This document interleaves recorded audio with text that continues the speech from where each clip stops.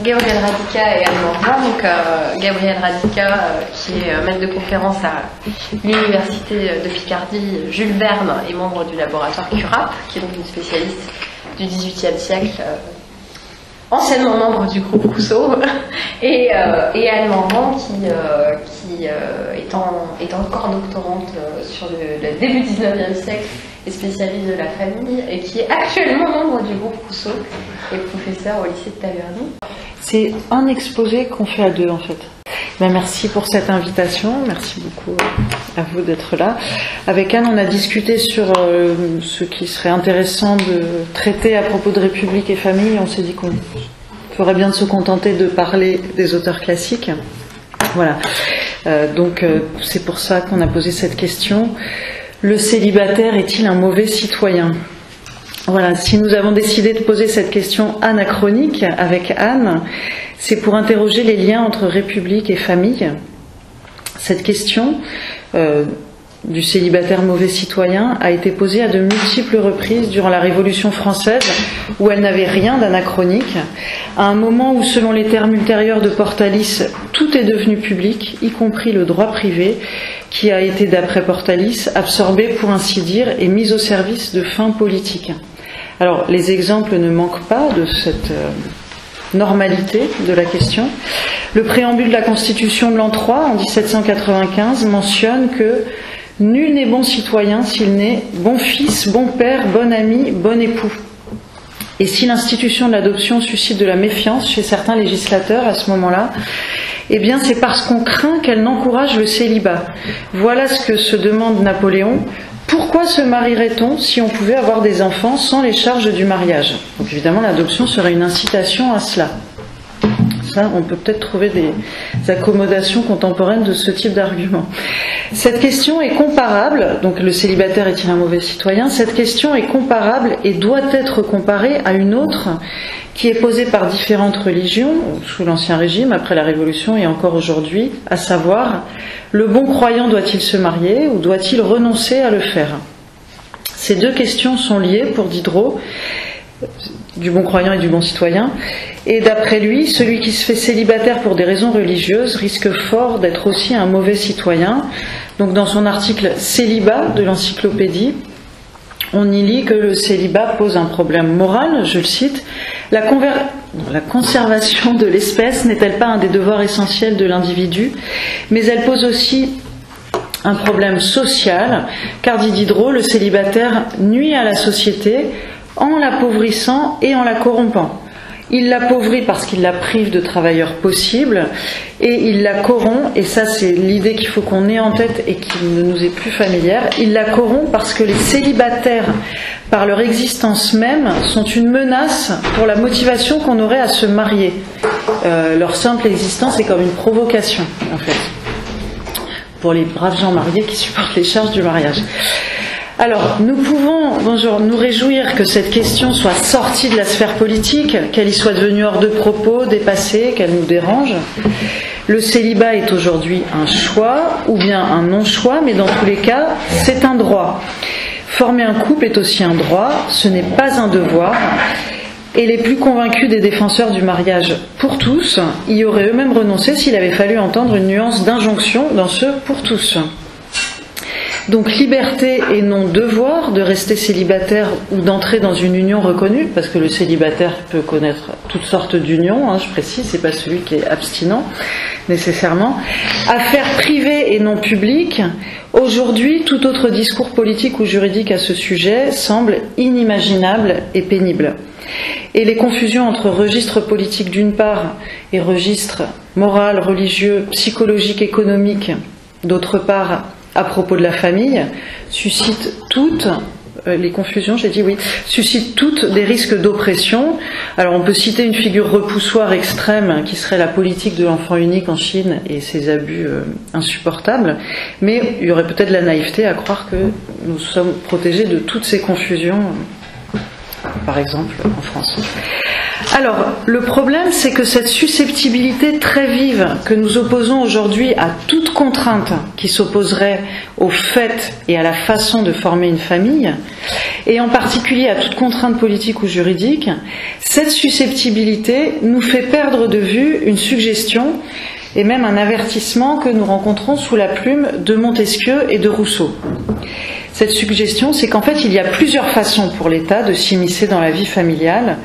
Il y a plusieurs façons pour l'État d'y encourager et même plusieurs façons, on pourrait dire, de contraindre d'y entrer.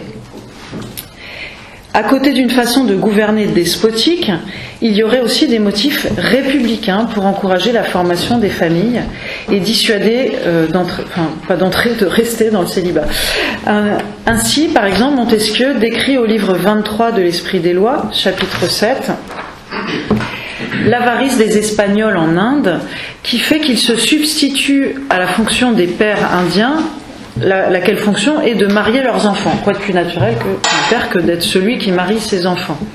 Et Montesquieu cite un récit de Thomas Gage qui raconte comment, je cite, « Pour augmenter le nombre des gens qui payent le tribut, il faut que tous les Indiens qui ont 15 ans se marient.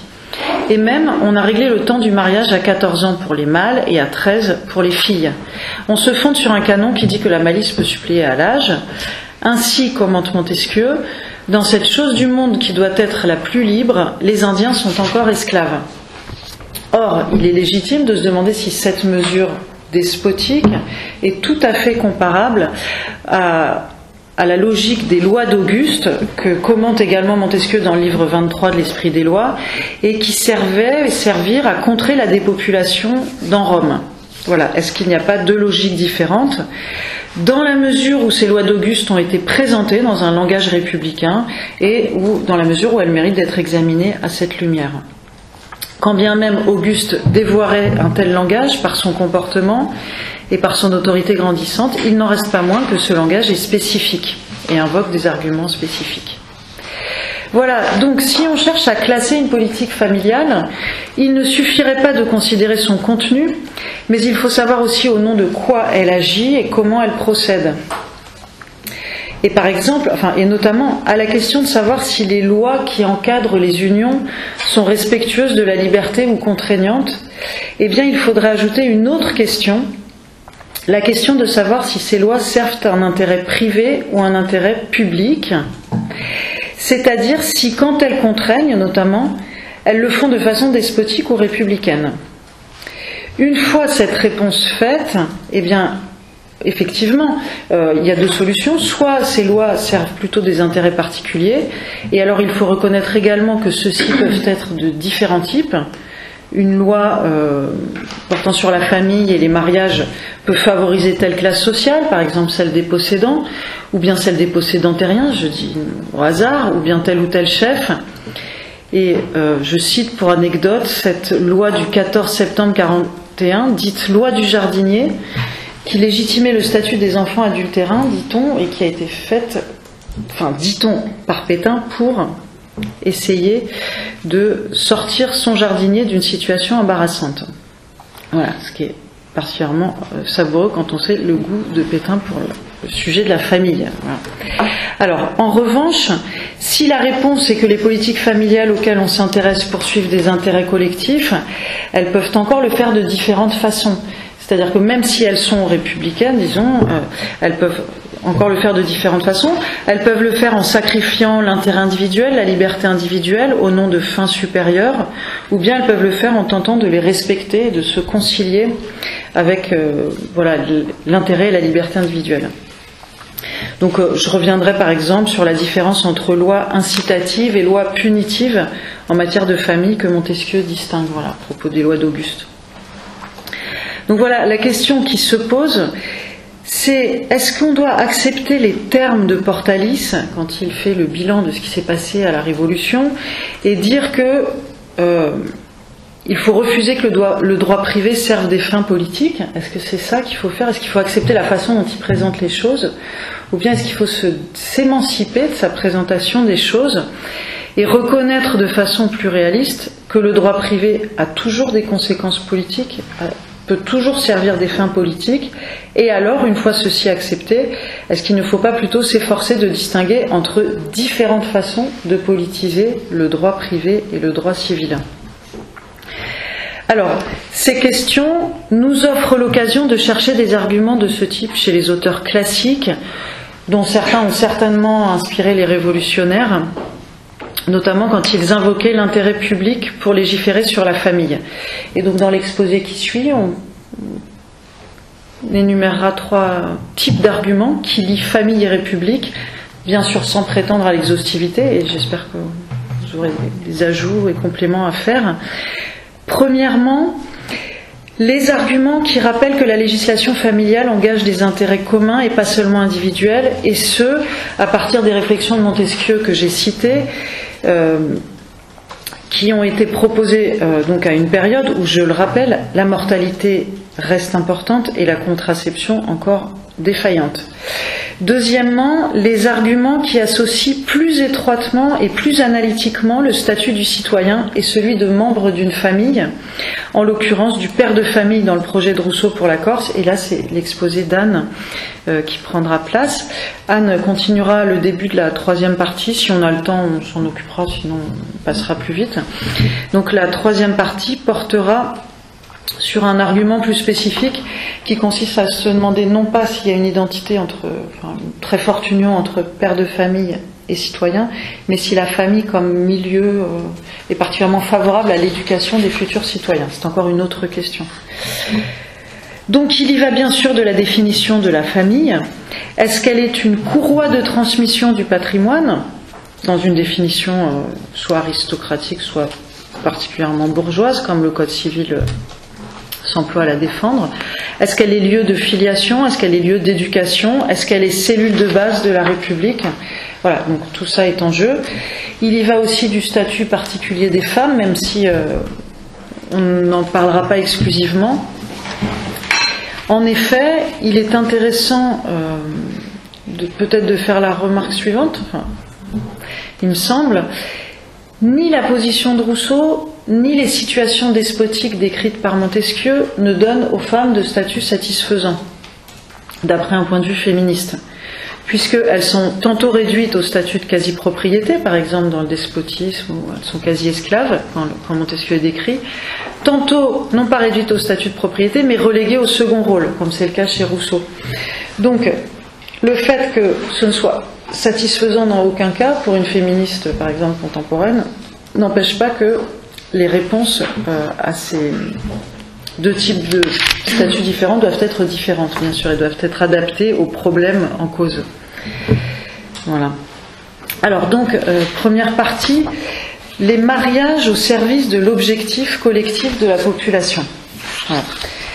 Donc le but de cette séance, c'est pas de s'acharner contre tous les vices des célibataires, vous avez compris, mais d'étudier les intérêts, les motivations politiques pour le mariage et de quelle façon l'État peut soit y contraindre, soit y inciter.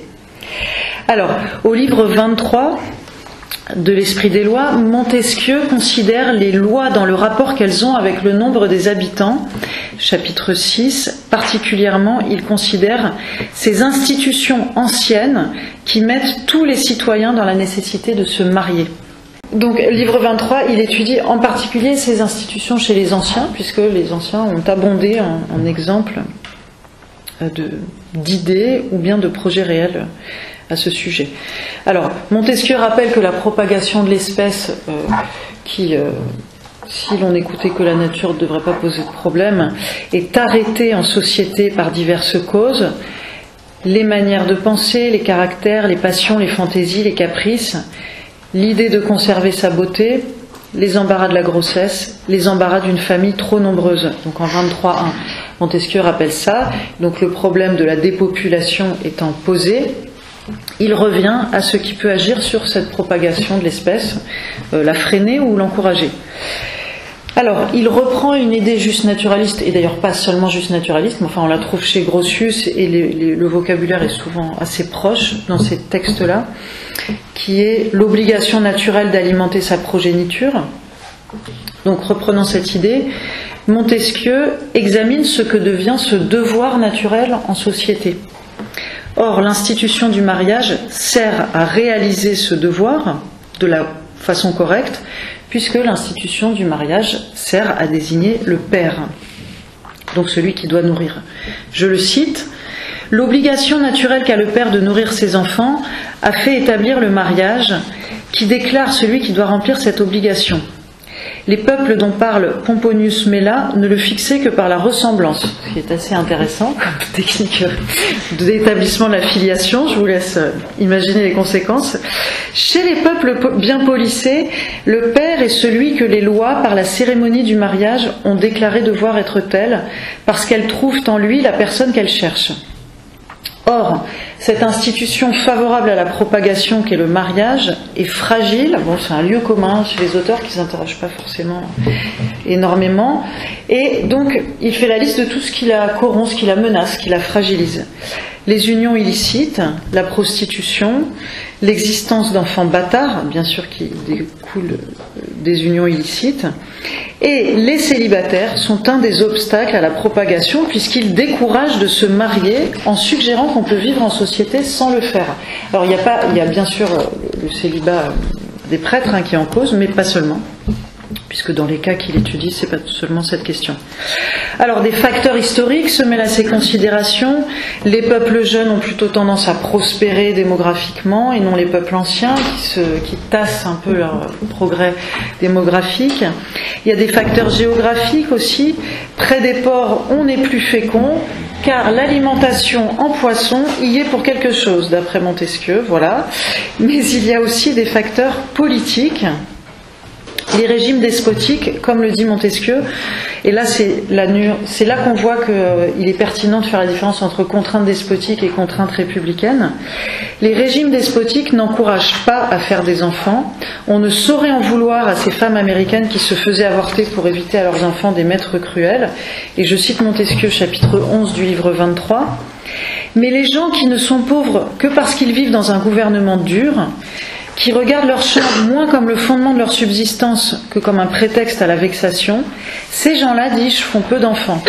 Ils n'ont même pas leur nourriture, comment pourraient-ils songer à la partager ? Ils ne peuvent se soigner dans leur maladie, comment pourraient-ils élever des créatures qui sont dans une maladie continuelle qui est l'enfance ? Donc, ici, cette politique est simplement oppressive. Et il faut tout à fait la distinguer de politiques qui peuvent être contraignantes mais qui favorisent la propagation de l'espèce. Ainsi, on pourra citer la politique que demande Platon qui, assurant la subsistance de tous, établit le partage des terres. On pourra citer la politique réelle de Lycurgue, ou bien celle que décrit Spinoza à propos des Hébreux dans le traité théologico-politique. Donc, c'est-à-dire une situation qui, contrairement à celle du despotisme, s'emploie à assurer éventuellement autoritairement, et certainement autoritairement, la subsistance de tous par un partage régulier des terres. Et ça, c'est particulièrement favorable à la population. Alors, Montesquieu s'arrête notamment sur les lois qu'Auguste fit pour peupler Rome, donc dans le chapitre 21 de ce livre 23. Je le cite, là j'aurais pas mal de textes à citer de Montesquieu, si vous me le permettez.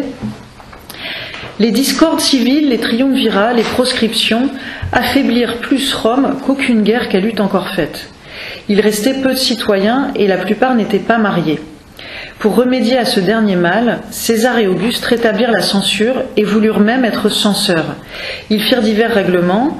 César donna des récompenses à ceux qui avaient beaucoup d'enfants. Il défendit aux femmes qui avaient moins de 45 ans et qui n'avaient ni mari ni enfant de porter des pierreries et de se servir de litières. Méthode excellente d'attaquer le célibat par la vanité. Les lois d'Auguste furent plus pressantes. Il imposa des peines nouvelles à ceux qui n'étaient point mariés et augmenta les récompenses de ceux qui l'étaient et de ceux qui avaient des enfants. Voilà. Alors, le langage d'Auguste, pour convaincre ses concitoyens, est républicain et engage les particuliers à se soucier du bien public. Voilà ce qu'il leur dit. « Mon unique objet est la perpétuité de la République. J'ai augmenté les peines de ceux qui n'ont point obéi, et à l'égard des récompenses, elles sont telles que je ne sache pas que la vertu en ait encore eu de plus grande. Il y en a de moindres qui portent 1000 gens à exposer leur vie, et celle-ci ne vous engagerait pas à prendre une femme et à nourrir des enfants. Alors, voilà ce que dit Montesquieu. Cette loi d'Auguste fut proprement un code de loi et un corps systématique de tous les règlements qu'on pouvait faire sur ce sujet. Etc. Les lois juliennes y ont été agrégées, etc. Elles ont tant de vues, elles influent sur tant de choses qu'elles forment la plus belle partie des lois civiles des Romains. Donc même si Montesquieu a des critiques à faire sur certaines de ces dispositions, il est plutôt favorable à la façon dont elles ont procédé. Je commencerai par le chef qu'Olugel nous dit être le 7e, donc le titre, et qui regarde les honneurs et les récompenses accordées par cette loi. Les Romains, sortis pour la plupart des villes latines qui étaient des colonies lacédémoniennes et qui avaient même tiré de ces villes une partie de leurs lois, eurent, comme les Lacédémoniens pour la vieillesse, ce respect qui donne tous les honneurs et toutes les préséances. Lorsque la République manqua de citoyens, on accorda au mariage et au nombre des enfants les prérogatives que l'on avait données à l'âge. On en attacha quelques-unes au mariage seul, indépendamment des enfants qui en pourraient naître. Cela s'appelait le droit des maris. On en donna d'autres à ceux qui avaient des enfants, et deux plus grandes à ceux qui avaient 3 enfants. Bon, on peut réfléchir à comment ça se passe en France. Il ne faut pas confondre ces 3 choses. Il y avait de ces privilèges dont les gens mariés jouissaient toujours, comme par exemple une place particulière au théâtre. Il y en avait dont ils ne jouissaient que lorsque des gens qui avaient des enfants ou qui en avaient plus qu'eux ne les leur ôtaient pas. Alors, ensuite, j'ai coupé, parce que c'est un petit peu plus long la description de ces dispositions, mais passage important, s'il y avait des récompenses, il y avait aussi des peines, dit Montesquieu. Ceux qui n'étaient point mariés ne pouvaient rien recevoir par le testament des étrangers, et ceux qui étant mariés n'avaient pas d'enfants n'en recevaient que la moitié. Donc, incitation à se marier, paradoxale, non pas pour faire hériter ses enfants, mais pour pouvoir hériter. C'est donc un paradoxe. En effet paradoxal de ces lois. Si un mari s'absentait d'auprès de sa femme pour d'autres causes que pour les affaires de la République, il ne pouvait en être l'héritier, etc. Voilà. Alors, quelques remarques sur ces dispositions réjouissantes, mais quelques distinctions que j'essaye de faire, en fait. Alors, le texte invoque la République, et pourtant, Auguste est aussi celui qui solde la République pour fonder l'Empire. Donc, son argumentaire mélange certainement différents langages, et donc l'idée, ce serait d'extraire seulement le langage qui peut être convaincant d'un point de vue républicain. Ensuite, comme le signale bien Montesquieu, augmenter la population, c'est un autre problème politique que celui d'augmenter le nombre des citoyens, et il précise bien que l'augmentation du nombre des citoyens, il s'en est occupé dans Considération sur les causes de la grandeur des Romains et de leur décadence, où là, il a plutôt étudié les mesures des Romains pour maintenir le partage des terres égales, parce que d'après lui, c'est cette égalité-là qui maintient l'esprit citoyen, l'esprit militaire, et que si on laisse les terres devenir inégales, les richesses devenir inégales, là on perd l'esprit citoyen. Augmenter la population, c'est d'une certaine façon peut-être moins difficile. Trouver des hommes, c'est plus facile que de trouver des citoyens, et donc il reconnaît que c'est une tâche un petit peu en deçà de celle de maintenir les mœurs républicaines. Ensuite, si ces lois sont belles, s'il s'agit de la plus belle partie des lois civiles des Romains, Montesquieu laisse percer parfois du mépris, parfois de l'inquiétude à l'égard de mesures qui lui semblent oppressives. Par exemple, il semble préférer les mesures incitatives aux mesures punitives. Il préfère également, et là je pense qu'il faut faire une opposition avec Diderot, enfin j'avais vu ça dans un autre travail, mais il faut faire une opposition avec Diderot. Montesquieu préfère les mesures humaines, respectueuses des individus, aux mesures sacrificielles et qui ont une perspective holiste. Par exemple, sacrifier les bâtards pour la chose publique n'est pas une nécessité. Le sacrifice des bâtards était souvent présenté comme quelque chose qui allait quasiment de soi si on voulait maintenir l'institution du mariage. Voilà, donc on les privait de leurs droits successoraux, de reconnaissance politique, etc., enfin civique. Et par exemple, Napoléon dit qu'on n'a pas à se soucier des bâtards pour assurer la paix des familles. Voilà, des choses comme ça, ce sont des arguments qui peuvent être facilement mobilisés. En revanche, Montesquieu n'apprécie pas ce genre de mesures. Et il pense que c'est pas une nécessité de le faire. Ça, c'est pour le caractère non sacrificiel des mesures qu'il préfère. Diderot, lui, semble avoir un souci plus exclusivement populationniste, nataliste. Ça se voit par exemple dans le supplément au voyage de Bougainville, à la fin du texte, et ça se voit aussi dans son article Célibat. Donc lui, c'est la propagation de l'espèce, et il a plus de peine que Montesquieu à accepter de combiner les données individuelles, libérales, avec ces données holistes. Montesquieu fait la part des choses. Voilà. Et donc Montesquieu reste sur la réserve face à des tentatives très volontaristes de soumettre toute la vie familiale à des fins de ce type, sans tenir compte des individus ni de la liberté civile.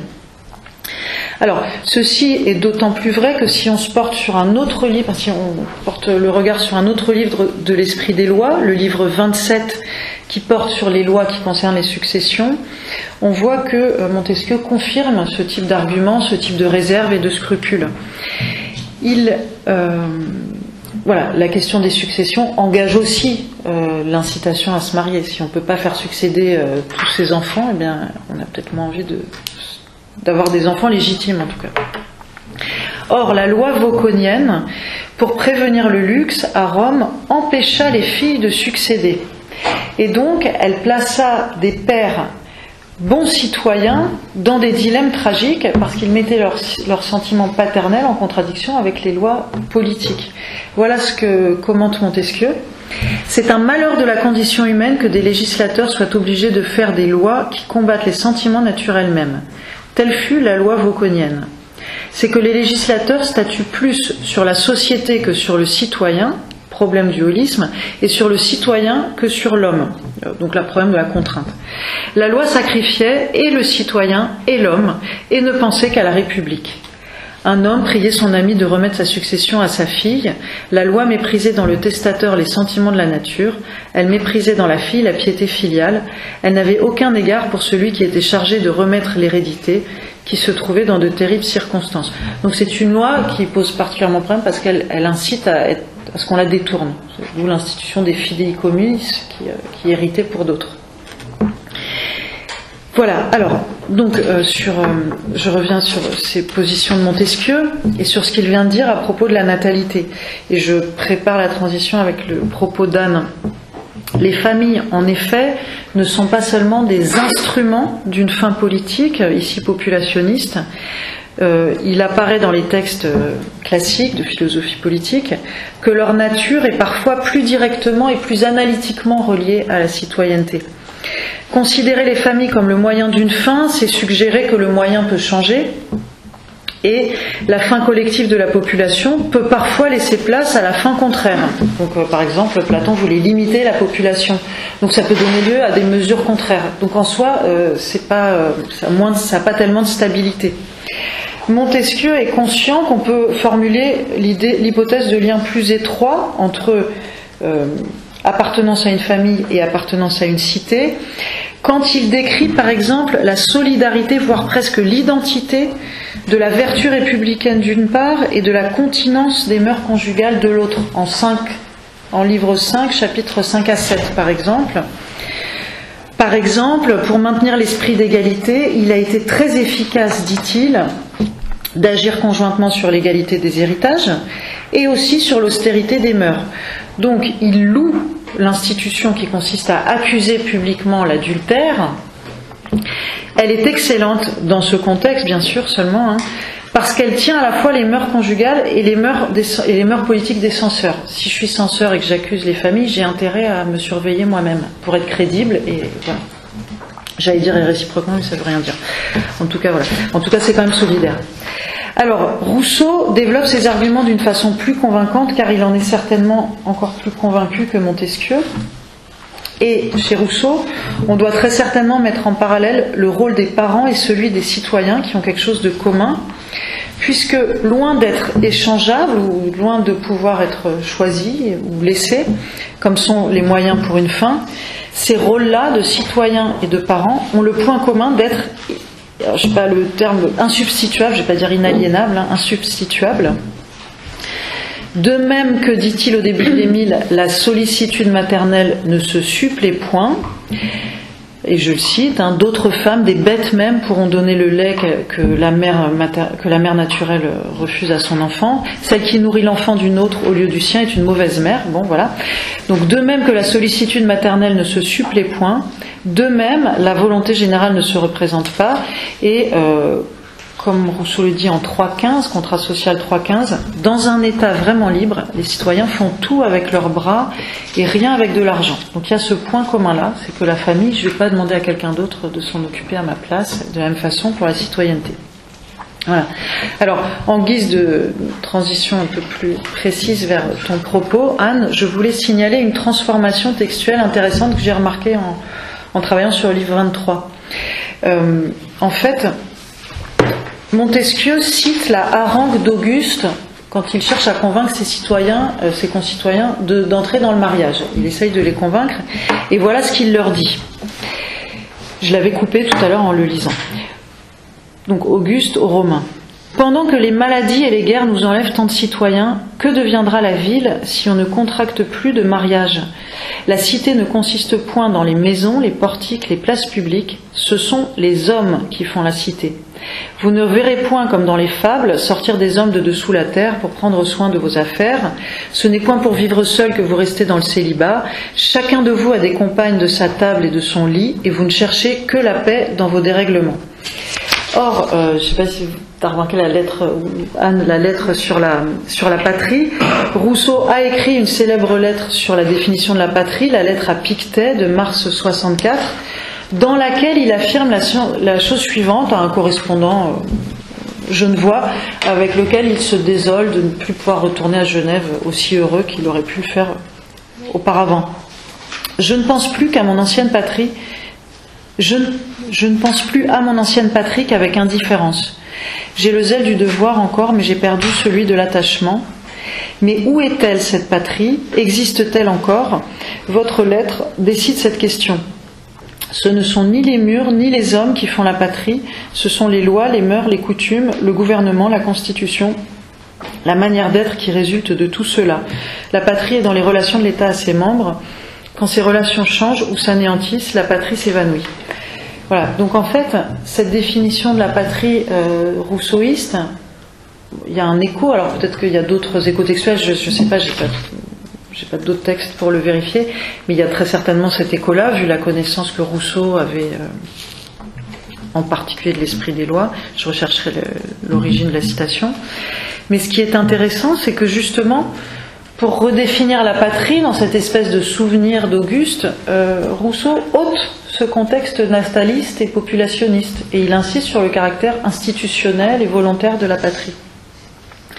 Mais dans la suite de la lettre, il est amusant de voir qu'il rapporte quand même la patrie à la famille. Il fait quand même le lien entre patrie et famille, mais d'une autre façon que par la population et par le mariage. Voilà comment il le fait. Donc la famille n'est pas seulement l'outil de la République, c'est-à-dire, je sais pas, la machine à fabriquer des futurs citoyens, mais c'est aussi une sorte de petite vie en République, un équivalent de la vie en République, je le cite. Mais les affections, quand la patrie n'est plus, se resserrent autour de la famille, et un bon père se console avec ses enfants de ne plus vivre avec ses frères compatriotes. Voilà, donc c'était intéressant de voir que Rousseau s'est débarrassé de ce contexte populationniste pour penser la patrie et la famille quand même ensemble.